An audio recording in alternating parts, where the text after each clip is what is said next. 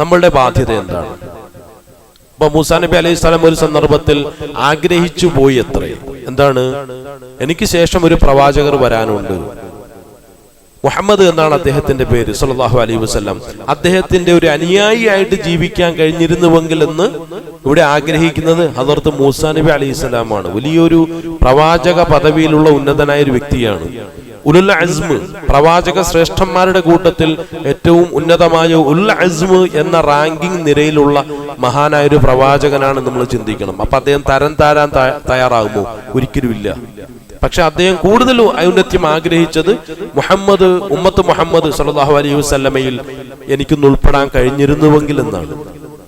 നമ്മളൊക്കെ ഏത് തലത്തിലാണുള്ളതെന്ന് ചോദിച്ചു കഴിഞ്ഞാൽ ഉമ്മത്ത് മുഹമ്മദ് സല്ലല്ലാഹു അലൈഹി വസല്ലമയിലാണ് നമുക്ക് ഉൾപ്പെട്ടിട്ടുള്ളത്. ആ ഒരു ഉമ്മത്തിലാണ് നമുക്ക് ഉള്ളത്.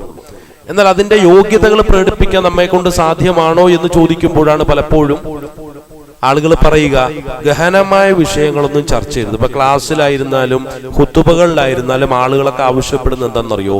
ഗഹനമായ ചർച്ചകളൊന്നും നടത്തരുത്. ലളിതമായിട്ടുള്ള വിഷയങ്ങൾ പറഞ്ഞാൽ പെട്ടെന്ന് ഞങ്ങൾക്ക് മനസ്സിലാവും. നിങ്ങൾ ചരിത്രം പറഞ്ഞോളൂ. റസൂലുള്ളാഹി സ്വല്ലല്ലാഹു അലൈഹി വസല്ലം അന്ന് അങ്ങനെ വന്നപ്പോൾ ഇങ്ങനെ സംഭവിച്ചു, അങ്ങനെയുള്ള ചരിത്രങ്ങൾ പറഞ്ഞോളൂ. അത് പെട്ടെന്ന് ഞങ്ങൾക്ക് മനസ്സിലാവും. അല്ലെങ്കിൽ നിസാരമായ വിഷയങ്ങളെ കുറിച്ച് പറയണം. അല്ലെങ്കിൽ ഏതെങ്കിലും ഒക്കെ പരമ്പരാഗതമായി നമ്മൾ കേൾവി വന്നിട്ടുള്ള ഏതെങ്കിലും വിഷയങ്ങളെ കുറിച്ച് പറഞ്ഞാൽ പെട്ടെന്ന് ഞങ്ങൾക്ക് മനസ്സിലാവും. അല്ലാത്ത ഖുർആന്റെ വിഷയങ്ങളൊക്കെ പറഞ്ഞാൽ ഞങ്ങൾ പാവങ്ങളാണ്. ഒന്ന് ആലോചിച്ച് നോക്കുക, ഏത് രംഗത്താണ് നമ്മൾ ഈ പാവത്തരം പ്രകടിപ്പിച്ചുകൊണ്ടിരിക്കുന്നത്? ഈ പാവത്തരം എന്ന് പറഞ്ഞാൽ എന്താണ്? അതൊരു തരം നാടൻ ഭാഷയിൽ പറഞ്ഞാൽ പഞ്ഞത്തരം എന്നാ പറയുക. കൊടുദാരിദ്ര്യമാണ് പ്രകടിപ്പിച്ചുകൊണ്ടിരിക്കുന്നത്.